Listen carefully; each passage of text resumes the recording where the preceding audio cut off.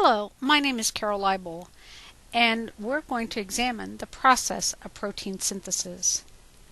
Proteins are the workhorse molecule found in cells. Cells have many different kinds of proteins with many different functions. That being the case, you might ask, how do cells know how to make a particular protein? The blueprint or the instructions for the construction of different kinds of proteins is coded in the DNA of an organism. Humans have over 200,000 different kinds of proteins, and when you take into consideration all the different kinds of antibodies produced by the immune system, it's actually much higher. Proteins are made out of tiny building blocks called amino acids. There are 20 different kinds of amino acids, and when you string different amino acids together, you will make a polypeptide chain. The order that the amino acids come in a polypeptide chain is called its primary structure. The average polypeptide chain is over 400 amino acids long. Now you will notice in this slide that proteins are folded. Okay, these are two different kinds of models here. One is called a space filling model and the other one is a ribbon model of proteins, and that it's folded. In examining how a polypeptide chain is folded, you are looking or examining the secondary and tertiary structure of a protein. Now, some proteins actually have more than one polypeptide chain. In that case, you are examining the quaternary structure. Remember, genes produce proteins. This slide shows you some uses of different kinds of proteins. Okay, you are looking at red blood cells, and inside those red blood cells is the protein hemoglobin, which has attached to it iron, which causes it to be red. Iron has the ability to combine with oxygen, and so hemoglobin will carry oxygen from point A to point B in an organism. Those are enzymes.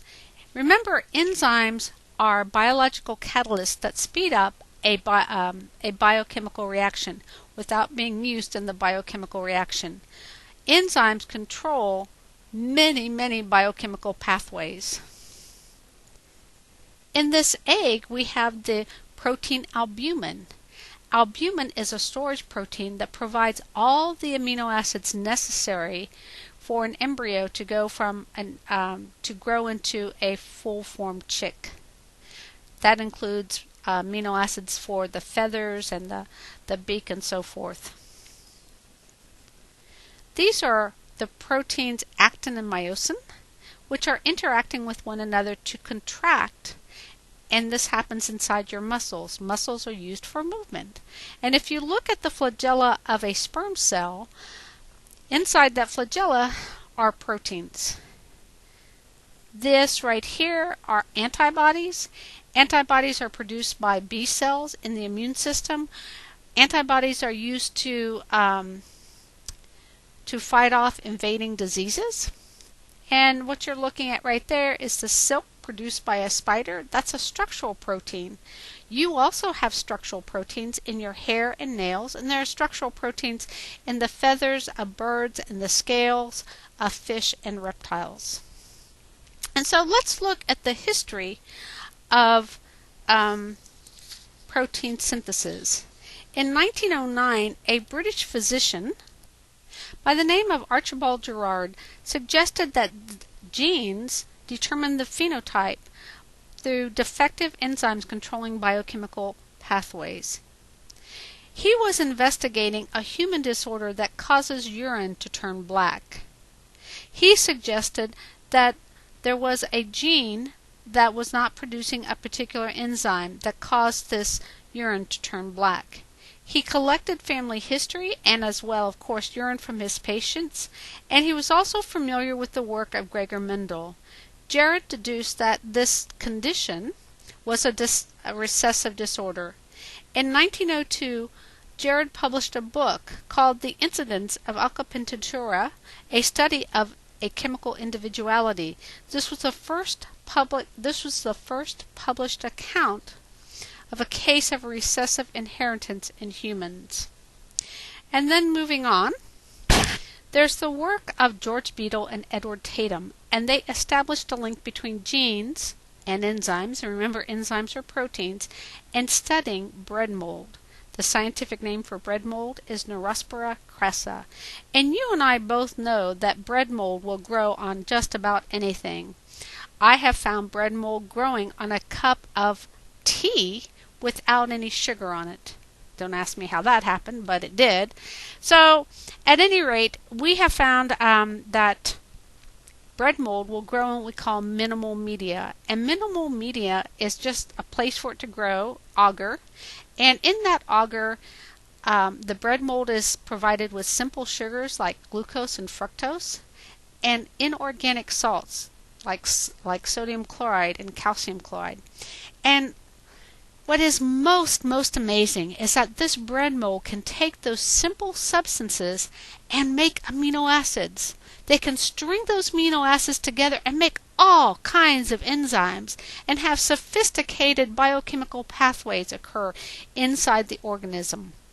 So, investigating this simple organism, these two scientists took the bread mold and they exposed them to X-rays. Now, X-rays have been known to cause mutations in the DNA. And what they did next is they took this mold and they grew it on what we call complete medium. Everything that a bread mold could need, sugar and salts and lipids and amino acids were provided, and vitamins were provided to the bread mold. And so of course it grew. There was no problem. Then they turned around and they took spores from individual bread mold and they put it on the minimal medium. Okay? Now, if there was no growth, that told them that that individual bread mold had a mutation in it. And so then they started to studying different kinds of mutations. And so they found a biochemical pathway based on these mutations. The biochemical pathway that they investigated produced the amino acid arginine. All right? So this is what they did. They found out that this particular biochemical pathway would start off with hardly anything at all, and that the things that were produced along the way was this substance orthonine and citrulline, and finally the end product was arginine. So if you had some bread mold and the bread mold had no mutations and you grew it on minimal media, it would grow. If you added the other three things, well, of course it would grow. It really didn't need those things to grow. All right, well, then they turned around and they took this a mutant and they grew it on minimal medium, and guess what? Nothing took place. Well, then they turned around and they took this same bread mold, some spores from the same bread mold, and they had minimal media and they gave it orthonine. And it grew. Well, then they gave it citrulline, and it grew. And they gave it arginine, and it grew. So something was happening in an enzyme to go from here to here that it would not produce orthonine. Well, then they turned around and they found another mutant. And they tried the minimal media. It did not grow. Well, they tried it with, they added orthonine, and it did not grow. Well, then they added citrulline, and it turned around, and it grew. And then they added arginine, and it grew. So that told them that, hey, there was another enzyme involved, and we'll call that was enzyme A and that was enzyme B, to go from that place. Well, then they tried one last one. And they turned around and they tried it on minimal medium. And remember, this is a different mutation altogether. Nothing grew. Orthonine, nothing grew. citrulline, nothing grew. So that means that right now this last enzyme is the one that's defunct. But if you gave it arginine, well, then it grew. Okay? So what that told them, that in this biochemical pathway, that there were indeed 3 enzymes. And these 3 enzymes, we'll call them enzyme A, and you need enzyme A to produce orthanine, and then the fungi would take orthanine using enzyme B and produce citrulline, and then it would take citrulline with enzyme C and produce arginine. And that if you knocked out any of these enzymes, depending upon which enzyme you knocked out that you had a mutant in, it would stop the biochemical pathway in certain places. So because these biochemical pathways were controlled by enzymes, Beadle and Tatum came up with the conclusion that one gene would produce one enzyme. Now, the majority of enzymes are all proteins, but not all proteins are enzymes. And so therefore, this had to be modified so that one gene produces one protein. But as I mentioned, some proteins are made out of more than one polypeptide chain. And so it was modified to say one gene produces one polypeptide chain. Now here recently, in the last 10 years, it's been modified even further. Today, the definition of a gene is that it's a sequence of DNA molecules that can direct the synthesis of some sort of molecule product, in particular RNA. Not all RNA molecules that are produced are used as a pattern to make a protein. Some RNA molecules are translated, serve other functions used in gene regulation. Alright, so let's have an overview of protein synthesis. Some of the things we know in a eukaryotic cell is that DNA is located in the nucleus, and remember that's the genes. However, the proteins are actually made out here in the cytoplasm. That being the case, there has to be an intermediate, and it turns out that intermediate that is used as a template to take the instructions from the DNA out to the cytoplasm in the production of the protein is RNA. So let's compare DNA and RNA, because we know that both of these molecules are nucleic acids. Well, first off, we know that in most cases DNA is double-stranded and RNA is single-stranded. However, recently we have found instances where there are double-stranded pieces of RNA.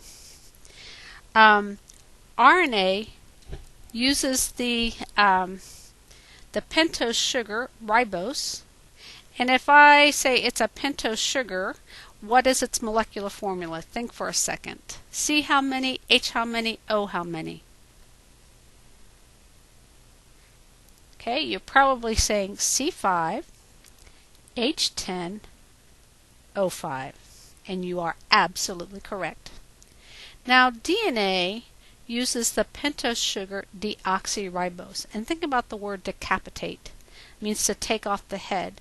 Well, deoxy means to take off an oxygen, and the oxygen that is missing is on carbon number 2. And so deoxyribose is C5H10O4. Okay? Now, it turns out that DNA and RNA uses adenine. They use guanine, which are both purines. They use cytosine. However, DNA uses thymine, but RNA uses uracil. And you can see the only difference is that uracil is missing a methyl group right there. but they're very similar. They're both pyrimidines. Okay. RNA can be found in the nucleus and the cytoplasm. In general, RNA is much, much smaller. DNA is restricted to the nucleus and organelles such as the mitochondrion and the chloroplast, and it is much, much longer. RNA has multiple uses, as we'll see. DNA is used as a template to make an RNA molecule, and that is used later on to make a protein. Alright, so there are three main types of RNA. However, as time goes on, we are finding that there are more and more uses for RNA. Okay, so first off, there is messenger RNA. Messenger RNA carries the information from the DNA gene out to the cytoplasm, and it's used as a template or a pattern to determine the sequence of the amino acids for a particular protein or polypeptide chain. Transfer RNA is responsible for bringing the correct amino acid to a ribosome and the messenger RNA in the process of translation. So looking at this, here's the transfer RNA. It kind of looks like a clover leaf, and then right up here is where we see an attached amino acid. All right. And then there's ribosomal RNA. Ribosomal RNA is found on the ribosomes, and it's used to loosely connect the transfer RNA to the messenger RNA in the process of making a protein. There's also something called small nuclear RNA, which is found on a structure called a spliceosome to remove unwanted pieces of RNA in a piece of messenger RNA. And then there's also small signal recognition particle RNA, which is used to help bring a ribosome to the endoplasmic reticulum in making proteins that are going to be exported out of the cell. Protein synthesis is a conserved biochemical process that is found in both prokaryotic and eukaryotic cells. All cells do protein synthesis. The thing about prokaryotic cells is that prokaryotic cells and prokaryotic cells do not have a nucleus. Okay? And so therefore, when the DNA is converted into, not converted, but when the DNA is used as a template to make messenger RNA, it occurs right into the cytoplasm. However, with a eukaryotic cell, it occurs in the nucleus. Once the messenger RNA is synthesized from the DNA template, then the messenger RNA in a eukaryotic cell is processed. You'll notice that this piece of messenger RNA is smaller and that there are these yellow parts, tails, and a cap that are added to the messenger RNA. Over here, no processing of the messenger RNA occurs. You'll notice that they are both the same size. Okay, and quite often, as this messenger RNA is being made, the polypeptide chain is being almost made at the same time. Okay, so transcription and translation can be simultaneous in a prokaryotic cell. That's not true of a eukaryotic cell.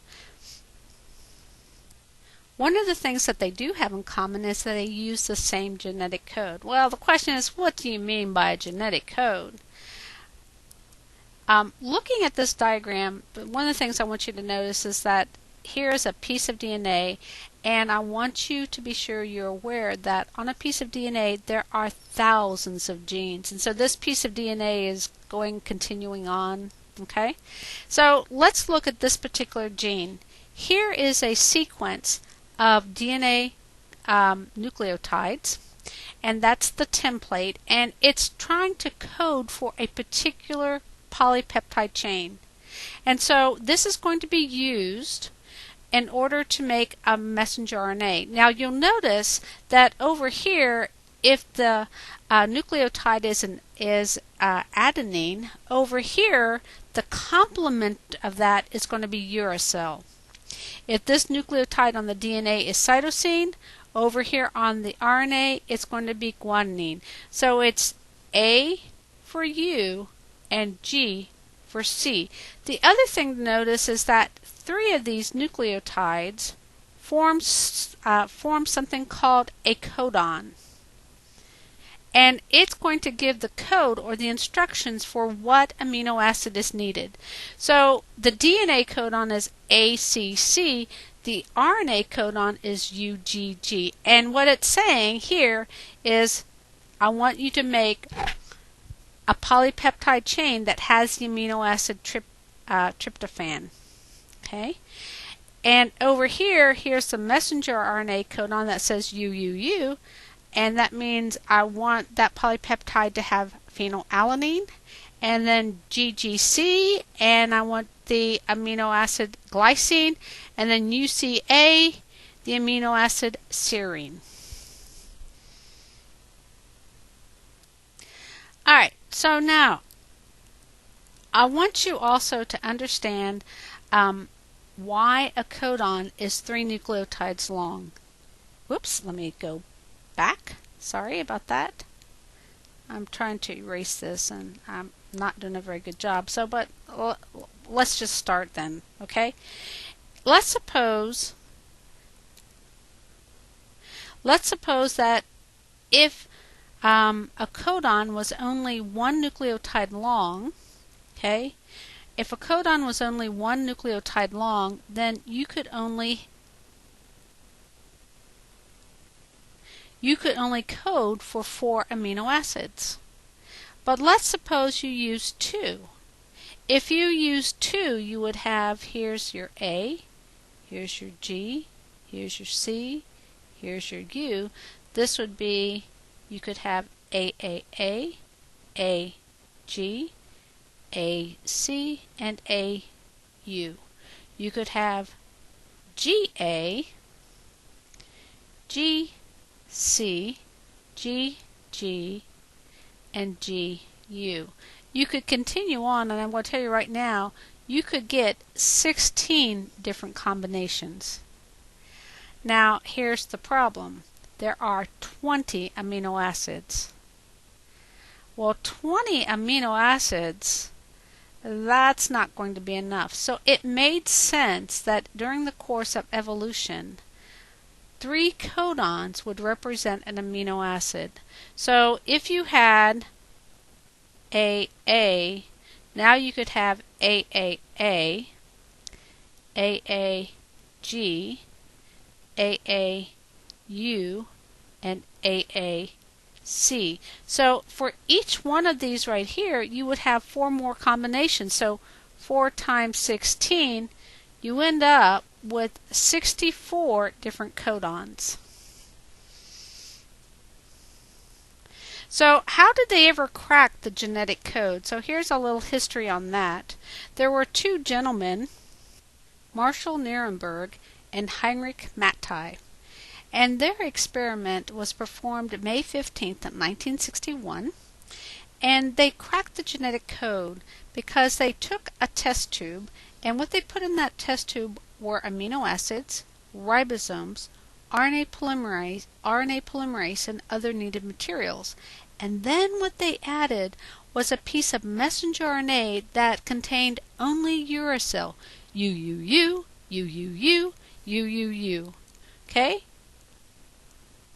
And then they looked at what was made. Well, it turns out that the codon UUU codes for a particular amino acid, phenylalanine, and so all they got was phenylalanine, phenylalanine, phenylalanine, and so forth. And so what that told them is that the codon UUU coded for the amino acid phenylalanine. Later, Nuremberg worked with a gentleman named Philip Later, and they determined the triplet nature of the rest of the amino acids. And so they made some discoveries about the genetic code. What they found out is that the code has redundancy. For example, look at this. CGU, CGC, CGA, and CGG all code for arginine. And in addition, AGA and AGG also codes for arginine. So there's a lot of redundancy in the genetic code. Remember, there are 64 codons, but there are only 20 amino acids. All right? Now, there are also 3 stop codons. So actually, 61 code for amino acids. And then down here, this is kind of interesting, AUG codes for the amino acid methionine, but it also codes for start. It turns out that each codon codes for only one amino acid, or start or stop. The code is universal, meaning that almost all cells use the same genetic code, prokaryotes and eukaryotes. There are some exceptions, and here are a few exceptions. In the animal mitochondria, uses AUA for methionine instead of isoleucine, and for vertebrate mitochondria, AGA and AGG are also used as stop codons. And in the paramecium, where UAA and UAG represents glutamine instead of stop in a species of paramecia. So there are a few exceptions, but not many. Alright, so here's an overview. Here's a piece of DNA, and this is going to be, whoops, let's go back, sorry about that. Alright, so this is going to be a DNA gene, alright, and these are the codons. And so RNA is always made 5' to 3'. And so this right here is going to represent the side of the DNA that's going to be transcribed, because that will be, of course, 3' to 5'. And so when we transcribe it from DNA into RNA, meaning the DNA is used as a pattern or a template to make this RNA molecule, then this RNA molecule is going to be used as a template or instructions to make this protein. And the protein, using these codons, AUG represents methionine, GAG represents glutamine, CAU represents histidine, and CCC represents proline. And then UAA means stop. That's where the protein will stop. So ultimately, this gene says I want a protein made, and I want the protein made so methionine comes first, glutamine, histidine, proline, and then stop. That's what the gene or the template is saying. I want this particular polypeptide made in this particular order. Alright, so this is an overview of transcription. We're going to get down to the nitty-gritty. Okay, remember, transcription means that we are taking and we're going to make RNA using a DNA template, and there's initiation, and that's where the RNA polymerase is going to attach. Then there's elongation, where now we're making the RNA molecule, and then there's termination, where the process stops. Once the RNA is synthesized, if you're talking about a eukaryotic cell, then the RNA has to be processed. Alright, so in initiation, if you're looking at the gene, there's a region prior to the beginning of the gene. Okay, there's a region prior to the beginning of the gene where the RNA polymerase attaches, called the promoter region. And the promoter region is going to determine which side of the gene is going to be transcribed. And it's always going to be the side that is 3' to 5'. In a prokaryotic cell, the RNA polymerase attaches directly to the region, but in eukaryotic cells, what has to happen is that there are going to be some transcription factors needed in order for the RNA polymerase to attach. Okay, within that promoter region, there's a sequence of thymine and adenine nucleotides right here. And it's called a TATA box, or I hate to say it, a TATA box. And that identifies where the RNA polymerase is going to bind. And once it attaches, like I said, even more transcription factors are going to attach. And now the RNA polymerase is going to unwind the DNA and start base pairing the DNA to the RNA gene. In prokaryotes, there's only one type of RNA polymerase, but in eukaryotes, there are 3 different types of RNA polymerase. Each one will produce a different type of RNA. So the next step is elongation, and during elongation, you can see that the RNA polymerase is starting to base pair, and it always goes from 5' and we're adding on to the 3' end. And you can see that the base pairing is, if there's a thymine on the DNA, you'll add adenine. If there's an adenine on the DNA gene, you'll add uracil. Okay, and the nucleotides are added to the 3' end. Okay, and as the polymerase then moves on, the RNA peels off and the DNA will reform its hydrogen bonds. Alright, so now termination. In termination, what's going to happen is the RNA synthesis proceeds until the RNA polymerase encounters a sequence that's going to trigger the RNA to, basically the RNA to fall off, the RNA polymerase and the RNA to dissociate. In eukaryotic cells, the RNA polymerase will actually pass this termination point before the RNA molecule is released. In prokaryotic cells, however, there are 2 things to take into consideration. There's what we call the intrinsic termination, and the RNA transcription stops when a newly synthesized RNA molecule forms a GC-rich hairpin loop. So what happens, the RNA is falling off, and then right in here we see this hairpin loop of guanine and cytosine, where it will actually they'll form these hydrogen bonds. And now what's going to happen is that mechanical stress will break the bonds, and it will pull off the RNA polymerase. And that will indeed terminate transcription.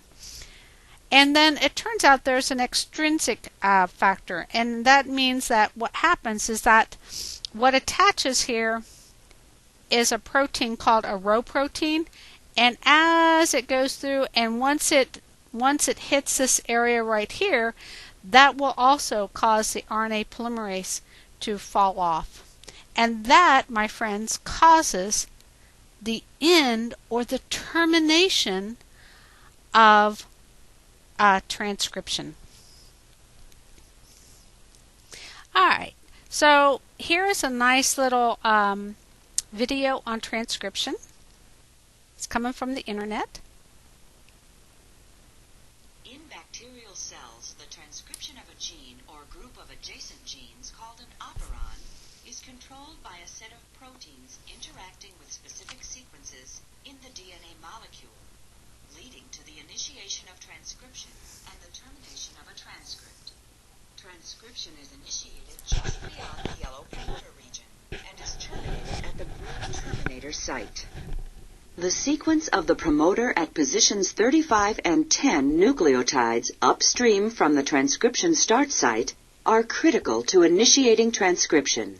In order to initiate transcription in bacteria, core RNA polymerase and sigma factor form a holoenzyme. Sigma factor recognizes the sequence of DNA at the promoter region. This holoenzyme then binds to the promoter region of the DNA molecule, forming the closed complex between RNA polymerase and the DNA molecule. By breaking hydrogen bonds between bases in the double helix, the closed complex is converted into the open complex. The formation of the RNA transcript from nucleotide triphosphates then takes place as RNA polymerase is forming the new transcript, starting at the 5' end of the transcript. New nucleotides are added onto the free 3' end. The initiation of transcription is completed when sigma factor is released. As elongation of the transcript then continues, the RNA polymerase moves down the DNA molecule and the next sequence in the chain is opened up. As RNA polymerase moves down the DNA strand, the DNA molecule entering RNA polymerase unwinds, forming the open complex, while the DNA exiting RNA polymerase rewinds to form double helix. Ribonucleotide triphosphates are added to the chain, and the growing RNA transcript continues to elongate as new DNA sequence enters the open complex region. The new RNA transcript initially forms an RNA-DNA hybrid complementary to the template strand, corresponding to the sequence of the coding DNA strand. In this way, the DNA double helix is opened, transcribed, and reclosed with minimal stress on the DNA molecule.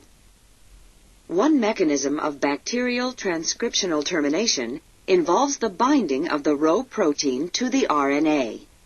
It is a helicase that moves in the 5' to 3' direction toward the RNA polymerase. Between the Rho recognition site and the terminator site, a stem loop structure is formed by the sequence in this region. This stem loop structure halts the movement of RNA polymerase, and the Rho protein then moves to the RNA polymerase complex, causing the complex to dissociate and terminating transcription, resulting in the full-length mRNA transcribed from the gene. All right.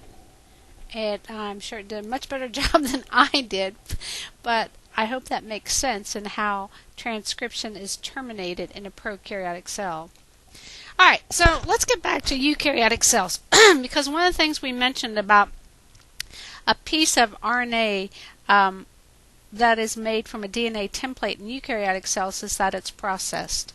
One of the things that we know is that the average immature messenger RNA that is comes off a DNA template is 8,000 nucleotides long. However, when that messenger RNA goes out into the nucleus, it's only 1,200 nucleotides long. And, well, 1,200 makes sense because remember I said the average protein is 400 amino acids long. Each one has 3 codons, so 3 times 1,200 nucleotides long. But originally it was 8,000. So the question is, what in the world happens? How did it get so small? Well, it turns out in eukaryotic messenger RNA, quite often there are areas that are not going to be expressed or used. Those are called introns, and those are going to have to be removed. In addition to that, at the 5' end, we're going to add what we call a 5' cap. And in addition, on the 3' end, we add a series of adenine, and that's called the poly A tail. And so once you remove those introns, then what's going to happen is what's remaining are the exons. And now you have a mature messenger RNA. The poly A tail can be 300 to 200 adenines long, and the 5' cap varies from messenger RNA to messenger RNA. And it is thought that the messenger RNA needs that cap in order to be able to move through the nuclear pore of the nucleus. Alright, so now the question is, how do you get rid of these introns? Well, that, my friends, involves using something called a spliceosome. So let's watch this nice little animation about using spliceosomes. Most eukaryotic genes are composed composed of numerous short coding sequences called exons, embedded within stretches of non-coding sequences called introns. The initial messenger RNA molecule, or primary transcript copied from a gene by RNA polymerase, is a faithful copy of the entire gene, including introns as well as exons. Before the primary transcript is translated, the introns are removed by a process called RNA processing, or RNA splicing. Particles composed of proteins and a special type of RNA called small nuclear RNA, or snRNA, play a role in RNA splicing. One kind of small nuclear ribonucleoprotein, snRNP, contains snRNA that can bind to the 5' end of an intron by forming base pairs with complementary sequences on the intron. A different snRNP binds to the 3' end of the intron. Additional introns interact, causing the intron to form a loop, thereby bringing the two ends of the intron together.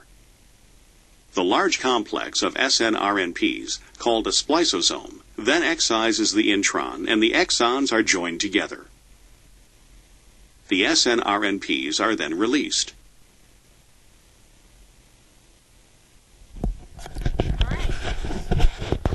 So let's look at this. Okay, again, here we have an intron, and here we have some small nuclear RNA and some other proteins. What's going to happen is they're going to come together and form something called a spliceosome. The spliceosome is going to bring the ends of the exons together and join them and basically cut out this, they cut like a lariat of RNA. Okay?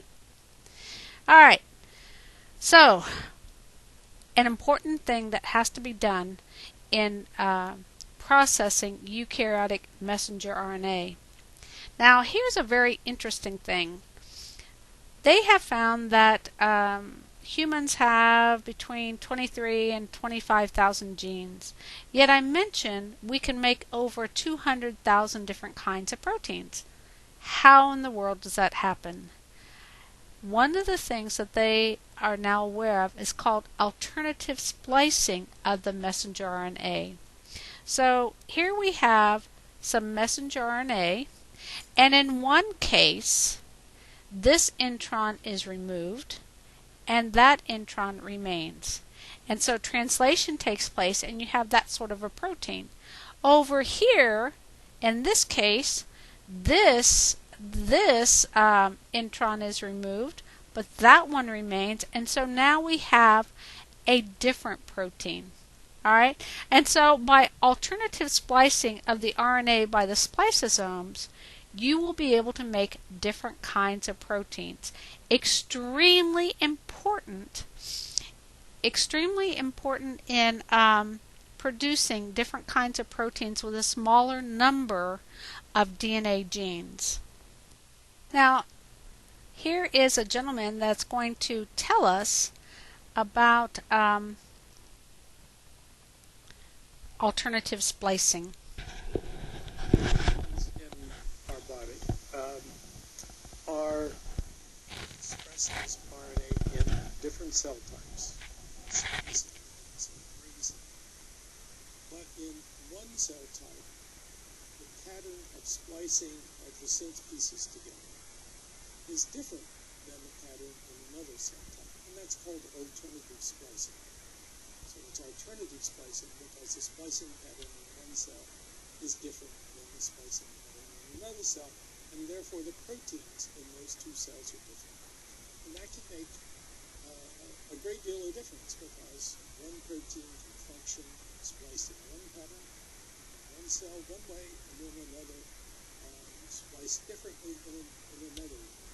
So if you're designing drugs and you're looking at functionality and mutations, they can differ due to this alternative splicing. Alternative splicing means that the splicing machinery selects certain exons or parts of certain exons differently in proportion to those specifics. So it's a way to take a gene and from its primary transcript to generate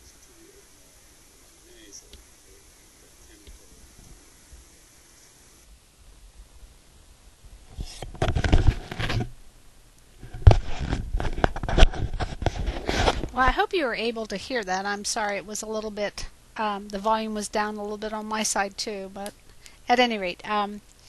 So one other thing I want you to look at that will produce different kinds of proteins, and this has to do with the DNA gene itself as opposed to alternative splicing of the messenger RNA. Proteins often have what we call like a modular architecture consisting of discrete regions called domains. And in many cases, different exons will code for different domains in a region. And there's a domain shuffling, if you will, to produce different kinds of messenger RNA, which ultimately results in different kinds of proteins. This exon shuffling and rearrangement of these domains happens in the productions of different kinds of antibodies in the immune system. And this will also allow you to have fewer genes but yet have a greater number of proteins. Alright, so the last bit. Now we are finally ready for translation. The messenger RNA has been processed. Introns have been removed. We've added a 5' cap and a poly A tail. In order for this piece of messenger RNA to go out to the cytoplasm, it usually has to attach to some sort of protein signal that will allow it to move through the nuclear pore. It is known that not every piece of mature messenger RNA that is made in the nucleus ever reaches the cytoplasm. Some of them are unable to cross the membrane of the nucleus. Alright, but once it reaches the cytoplasm, folks, translation is about to occur, and that's the next PowerPoint. So get ready to make that protein and translation. Let's go. Take care. Bye.